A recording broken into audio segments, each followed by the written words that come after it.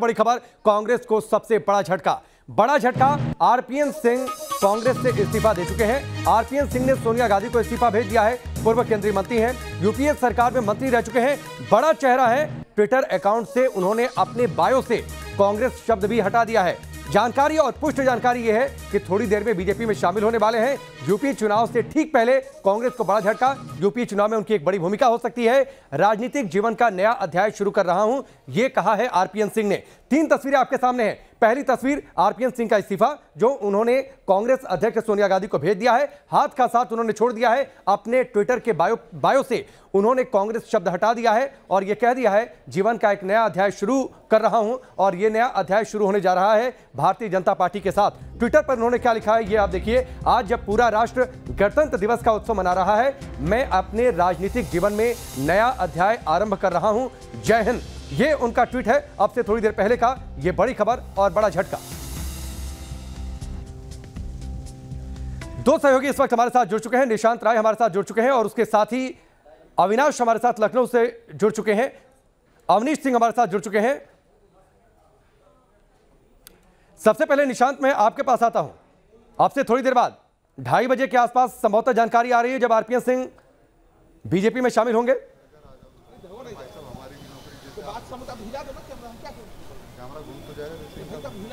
देखिए, आरपीएन सिंह 2:30 बजे के लगभग बीजेपी में शामिल होंगे और ये जो है बीजेपी की तरफ से मैसेज आ चुका है। हालांकि उसमें नाम नहीं लिखा गया है कि आखिर बीजेपी में शामिल कौन होगा, लेकिन ये तय मान के चलिए कि आरपीएन सिंह अब बीजेपी में आ रहे हैं। और जिस तरीके से जो चर्चाएं थी, जो अटकलें थी, उन पर पूरी तरीके से विराम लग चुका है।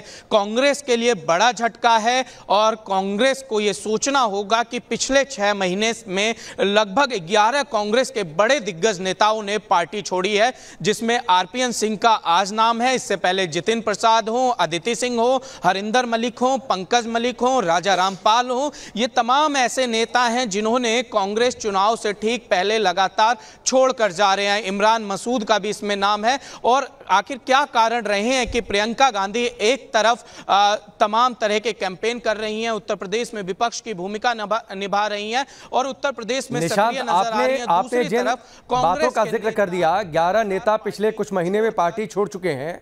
और अगर राहुल गांधी की कोर कमेटी की हम चर्चा करें, जिस कोर कमेटी को एक वक्त काफी ज्यादा ताकतें दी हुई थी जब राहुल गांधी का अध्यक्ष काल हुआ करता था कांग्रेस पार्टी के, उस दौरान सिंधिया भी उस कोर कमेटी का हिस्सा थे। इसके अलावा जितिन प्रसाद भी उस कोर कमेटी का हिस्सा थे। आरपीएन सिंह भी उस कोर कमेटी का हिस्सा थे। सिंधिया भारतीय जनता पार्टी में आ चुके हैं, जितिन प्रसाद भारतीय जनता पार्टी में और सिंधिया, तो ये ट्रिपल अटैक है उस कोर कमेटी पर।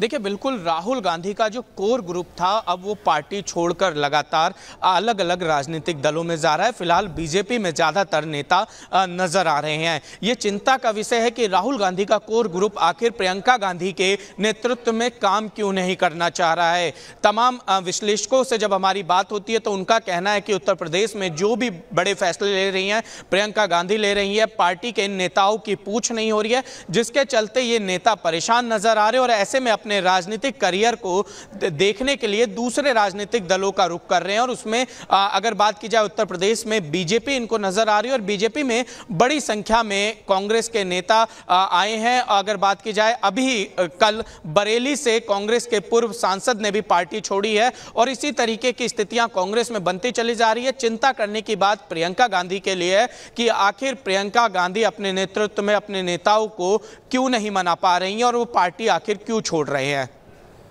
ठीक है, मोहित भी हमारे साथ जुड़ चुके हैं, मोहित का रुख करेंगे, लेकिन उससे पहले एक बार अविनाश का रुख कर लेते हैं। लेकिन मोहित, पहले मैं आपके पास आता हूं। आपके पीछे तैयारियां दिख रही हैं, थोड़ी देर में प्रेस कॉन्फ्रेंस शुरू होगी क्या?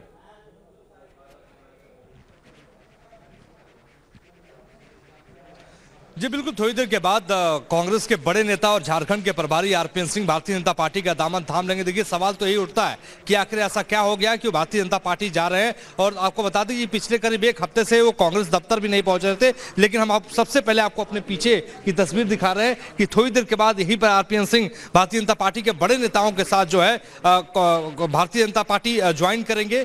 लेकिन उससे पहले आपको बता दें कि उनकी एक मीटिंग होगी बीजेपी के नेताओं से और उसके बाद जो है वो सीधे प्रेस कॉन्फ्रेंस हॉल में पहुंचेंगे। आपको बता दें कि आरपीएन सिंह पडरौना के रहने वाले हैं, पडरौना के राजा कहलाते हैं। मोहित, आरपीएन सिंह के बैकग्राउंड और पॉलिटिकल किस तरीके से वो पहले स्वामी प्रसाद मौर्य का हरा चुके हैं, इस पर हम बातचीत आगे कर लेंगे। लेकिन एक सवाल मैं आपको थोड़ा सा रोक रहा हूं। आपकी वैसे प्रॉपर बीट कांग्रेस ज्यादा रही है, कांग्रेस की गतिविधियों को आपने ज्यादा कवर किया है। आरपीएन सिंह को पहले भी आप फॉलो करते होंगे और देखिए उनको फॉलो करते करते आप बीजेपी दफ्तर पहुंच गए। क्या वजह रही है? राहुल गांधी का जो कोर ग्रुप था उससे पहले सिंधिया चले गए, जितिन प्रसाद चले गए, आरपीएन सिंह अब भारतीय जनता पार्टी में आ रहे हैं, जिस बात का जिक्र निशांत कर रहे थे। क्या वजह है कि जो राहुल गांधी का कोर ग्रुप था वो प्रियंका गांधी के साथ काम नहीं करना चाहता?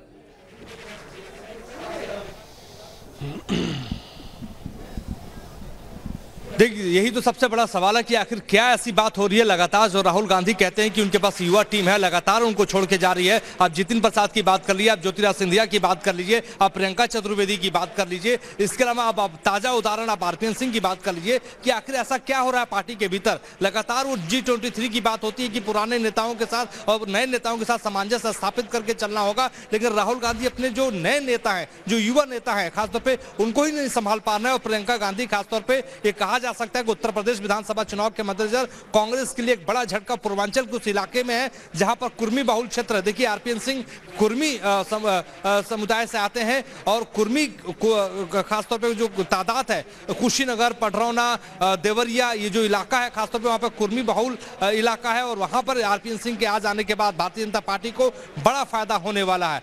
यही सवाल लगातार ये पैदा हो रहा है कि आखिर गांधी परिवार युवा नेताओं को क्यों नहीं एडजस्ट कर पा रही है। लेकिन ये भी सोचना होगा कि आरपीएन सिंह के पास अभी बड़ी जिम्मेदारी थी, जहां पर मौजूदा वक्त में झारखंड के भीतर सरकार है, वहां पर गठबंधन की सरकार हेमंत सोरेन के साथ नहीं, तब तो और सोचने की बात है ना कि बड़ी जिम्मेदारी होने के बावजूद मोहित, अगर इतने बड़े कद का कोई नेता पार्टी छोड़ने का फैसला करता है तो उसकी वजह क्या रही? कुछ तो अंदर खाने में चल रहा होगा। मैं आपके पास लौट कर आता हूं। ये तस्वीर आप देखिए, ये अब से थोड़ी देर पहले की तस्वीर है जो इस्तीफा भेजा है आरपीएन सिंह ने सोनिया गांधी को, और उस इस्तीफे में उन्होंने इस बात का जिक्र किया है कि मैं अपना इस्तीफा दे रहा हूं, पार्टी की प्राथमिक सदस्यता से इस्तीफा देता हूं और मैं पार्टी को धन्यवाद करता हूं जो अवसर उन्होंने मुझे प्रदान किया देश की सेवा करने के लिए। आरपीएन सिंह की यह तस्वीर है, बड़े नेता हैं। अब मैं अविनाश का रुख करता हूं। अविनाश, पडरौना के महाराजा इनको कहा जाता है। अब पिछले चुनाव की अगर बातचीत करें, 2009 के लोकसभा चुनाव में स्वामी प्रसाद मौर्य को आरपीएन सिंह हरा भी चुके हैं। शायद ये बड़ी वजह जो वहां का कॉम्बिनेशन, जो परिस्थितियां, राजनीतिक परिस्थितियां, जो पॉलिटिकल बैकग्राउंड है, ये सारी चीजें एक बड़ा फैक्टर साबित होंगी चुनावी मैदान में। आरपीएन सिंह को वहां से उतारा जा सकता है। देखिए राकेश, आरपीएन सिंह ओबीसी चेहरे हैं, ओबीसी समाज से आते हैं। हालांकि इसका कितना फायदा भाजपा को होगा वो बाद में पता चलेगा, 10 मार्च को पता चलेगा। लेकिन देखिए, वजह समझिए आप, जैसा कि मोहित ने भी कहा और निषाद ने भी कहा कि झटके पर झटके लग रहे हैं। इसके पीछे की वजह क्या है, यही लोग जानना चाहते हैं। और जहां तक मेरी जानकारी है राकेश, जो प्रियंका गांधी की जो कोर टीम है उसमें लेफ्ट विचारधारा से आए नेताओं को तरजीह दी जा रही है, जिसकी वजह से चूंकि यहाँ की प्रदेश की सियासत को मैं समझता हूँ और यहाँ के तमाम जो कांग्रेसी हैं, जो पुराने कांग्रेसी हैं, उनसे लगातार बातचीत हो रही है। अगर हम पिछले 1 से 1.5 साल की बात करें तो पिछले 1 से 1.5 साल में जो प्रियंका गांधी की जो कोर टीम है उसमें लेफ्ट बैकग्राउंड से आए नेताओं को तरजीह दी गई है। आप इशारा भी समझ सकते हैं। और यही वजह है कि जो पुराने कांग्रेसी हैं, कई बार उनका ईगो हर्ट होता है, उन्हें बेइज्जत किया जाता है। और यही वजह है कि ये जो पुराने कांग्रेसी हैं वो लगातार छोड़कर भारतीय जनता पार्टी या फिर जो दूसरे तमाम दल हैं उनका दामन थाम रहे हैं। अगर हम संदीप सिंह की बात करें, जो कि प्रियंका गांधी के सलाहकार हैं, माना जाता है कि अब जो पूरी पकड़ है प्रियंका गांधी पर, या फिर पूरे अगर हम पीसीसी प्रदेश कांग्रेस कमेटी की बात करें तो प्रियंका गांधी एक चेहरा है, लेकिन जो फैसले लेने होते हैं वो संदीप सिंह लेते हैं। और संदीप सिंह के बारे में आपको भी पता होगा कि वो लेफ्ट बैकग्राउंड से आते हैं। अगर हम पीसीसी की बात करें तो चाहे मेन बॉडी हो या फिर जो अलग अलग जो संगठन है कांग्रेस पार्टी के, उनमें लेफ्ट बैकग्राउंड से आए नेताओं को तरजीह दी जा रही है। और ये एक बड़ी वजह है कि जो पुराने कांग्रेसी हैं खुद को उपेक्षित महसूस कर रहे हैं, क्योंकि हम लोग जब बातचीत करते हैं तो उनकी बातों से लगता है कि शायद उनकी अनदेखी की जा रही है। और यही वजह रही कि जितिन प्रसाद जैसा कद्दावर नेता, जो कि कांग्रेस का एक बड़ा ब्राह्मण चेहरा था, आरपीएन सिंह जैसा ओबीसी चेहरा जो कि कांग्रेस की सरकार में केंद्रीय मंत्री रह चुके थे, अदिति सिंह जो कि प्रियंका गांधी की बहुत करीबी मानी जाती थी, प्रियंका मौर्य जो कि कांग्रेस की पोस्टर गर्ल हुआ करती थी, या फिर जिस तरीके से बरेली की कल दो नेताओं ने समाजवादी पार्टी का दामन थामा, तो इसके पीछे एक बड़ी वजह यह है कि जो लेफ्ट बैकग्राउंड से जो नेता आए हैं, जो कि इस वक्त प्रियंका गांधी की कोर टीम का हिस्सा बन चुके हैं, पार्टी पर वो अपनी मजबूत पकड़ बना चुके हैं और शायद हो सकता है कि विचारधारा की लड़ाई हो जिसमें कि जो पुराने कांग्रेसी हैं अपने आप को खुद फिट महसूस ना कर रहे हैं। ठीक है निशांत, मैं आपके पास आता हूं। सिर्फ आरपीएन सिंह शामिल हो रहे हैं या फिर कुछ जानकारियां और आ रही हैं उनके साथ के कुछ और नेता हैं वो भी आ सकते हैं पार्टी में? जो कांग्रेस के कुशीनगर कांग्रेस के पूर्व जिलाध्यक्ष हैं राजकुमार सिंह, उनको लेकर खबरें हैं। साथ ही पडरौना से जो घोषित प्रत्याशी हैं मनीष जायसवाल, उनको लेकर भी खबरें आ रही हैं। क्या जानकारी आपके पास?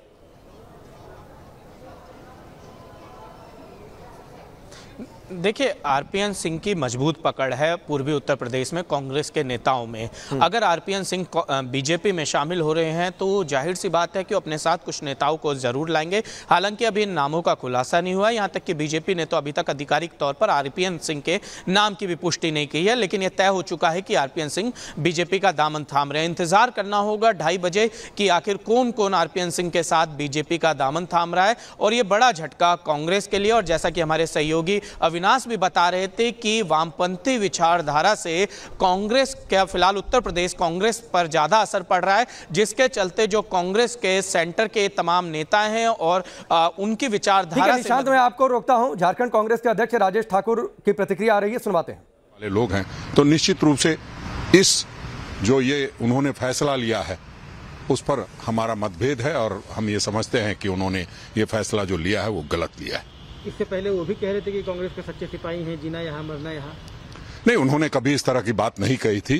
ये बड़ी बात है कि अचानक से एक खबर सुन रहा हूँ। कई दिनों से सूत्रों के हवाले से खबरें चलती थी, आज वो सच दिखाई दे रहा है। आपको क्या लगता है कहाँ पर ना इत्तेफाकियां पैदा हुई होंगी? मैं कैसे कहा जाता है कि प्रियंका गांधी के साथ कुछ आर्गुमेंट वगैरह हुआ था। नहीं, मैं कैसे कह सकता हूँ, मैं इन बातों को कैसे कह सकता हूँ। मैं झारखंड में रहता हूँ, झारखंड के बारे में पूछेंगे तो मैं झारखंड के बारे में बताऊंगा। मैं वहाँ क्या हुआ कैसे हुआ ये तो वो बेहतर बता पाएंगे। आपसे इसलिए पूछा जा रहा है कि झारखंड के प्रभारी थे। नहीं, ठीक है, प्रभारी थे तो प्रभारी सिर्फ संगठन के मसले पर बातचीत होती है, उनका क्या व्यक्तिगत क्या मामला है उस पर हमारी बातचीत नहीं होती है। झारखंड में उनके साथ सब कुछ ठीक चल रहा था संगठन के अंदर? बिल्कुल, झारखंड में जो संगठन में जब तक वो प्रभारी रहे हैं डे टू डे उनका ये रहता था कि क्या चल रहा है क्या नहीं चल रहा है, सारी बातों से अवगत होते रहते थे और बीच बीच में आकर के मीटिंग्स भी लेते थे और सारी जानकारी प्राप्त करते थे, आला कमान तक पहुंचाते भी थे। तो झारखंड कांग्रेस के अध्यक्ष, उनका कहना है कि हाईकमान के दफ्तर में क्या चल रहा है नहीं चल रहा है मुझे नहीं पता। झारखंड कांग्रेस के बारे में पूछिए तो मैं बता सकता हूं, यहां पर उनसे सिर्फ संगठन के लिए बातचीत होती थी। मोहित, आप तो कई बार कांग्रेस हेडक्वार्टर में गए, नेताओं से मुलाकात होती थी, बातचीत होती थी, वजह क्या समझ में आती है? क्या वाकई जो युवा पीढ़ी थी या फिर जो युवा नेता हैं वो सामंजस्य नहीं बिठा पा रहे हैं? इतना विचारों का मतभेद, इतनी गुटबाजी कांग्रेस हेडक्वार्टर में भी?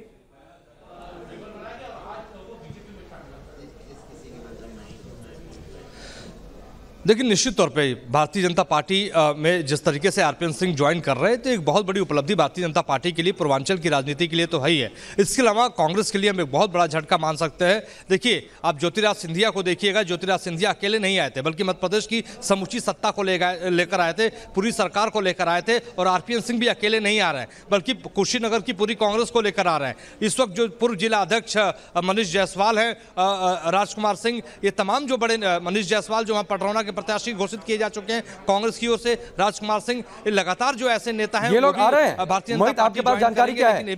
जिन लोगों का आपने नाम लिया वो आ रहे हैं भारतीय जनता पार्टी में आरपीएन सिंह के साथ?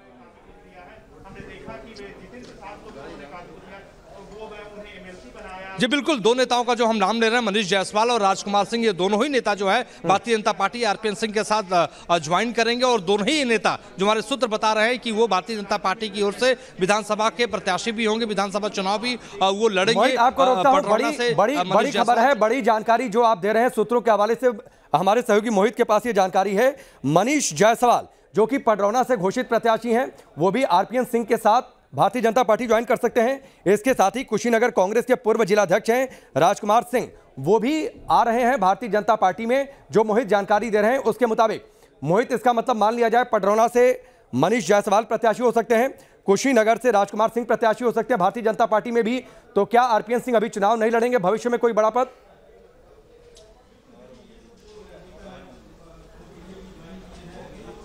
देखिए, संगठन में उनको बड़ी जिम्मेदारी दी जा सकती है। विधानसभा चुनाव आरपीएन सिंह नहीं लड़ेंगे, जो हमारे सूत्र बता रहे हैं उसके मुताबिक हम आपको बता रहे हैं। पहली बात, लेकिन जो उनके साथ दो नेता जो आ रहे हैं उनको विधानसभा चुनाव के मद्देनजर प्रत्याशी बनाया जा सकता है, हमारे सूत्र ये पुख्ता तौर पर हमें बता रहे हैं। पहली बात। दूसरी बात, ये समझना बेहद जरूरी होगा कि आरपीएन सिंह का पूर्वांचल में एक खासतौर पर जो कुर्मी समुदाय है उसमें उनका वर्चस्व तो रहा है, लेकिन वो पुराने नेता रहे हैं। वो पूर्व गृह राज्य मंत्री रहे हैं, पूर्व सड़क राज्य मंत्री रहे हैं, वो सांसद 2009 से लेकर 14 तक रहे हैं, वो विधायक रह चुके हैं वहां से। तो उनकी एक उपलब्धि रही है, खासतौर पे उनके फादर की अगर बात करें, सीपीएन सिंह, वो पूर्व देश के रक्षा मंत्री रह चुके हैं, पूर्व रक्षा राज्य मंत्री रह चुके हैं, वो इंदिरा गांधी के वक्त में काम कर चुके। तो सीपीएन सिंह का खासतौर पे और आरपीएन सिंह का कुशीनगर, पडरौना, हाटा, शुक्रौली, खासतौर पे जो इलाके हैं वहां पे एक वर्चस्व कहा जाता है। और कहा जाता है कि वहां पे उन्होंने जो विकास के जो कार्य हैं उन्होंने बहुत ज्यादा करवाए हैं। तो आज भी कांग्रेस की वजह से उनको जीत हासिल नहीं हो पा रही थी। लेकिन एक बात और आपको गौर करना होगा,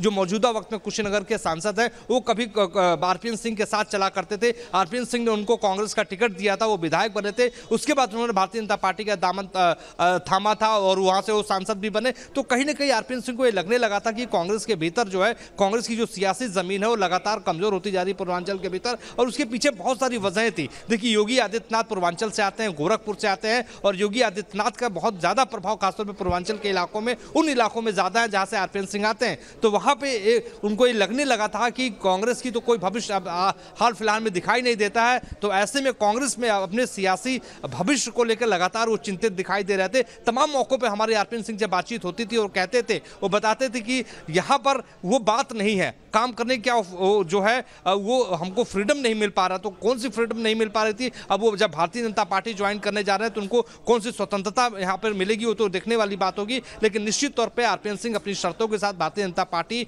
ज्वाइन कर रहे हैं। और देखिए, स्वामी प्रसाद मौर्य के जाने के बाद भारतीय जनता पार्टी को पूर्वांचल के भीतर, खासतौर पे उस रीजन के भीतर एक कुर्मी समुदाय का बड़ा नेता चाहिए था। और ऐसे में आरपीएन सिंह, हम कह सकते हैं कि आरपीएन सिंह भारतीय जनता पार्टी के लिए एक ठीक है मोहित, मैं आपको रोकता हूं।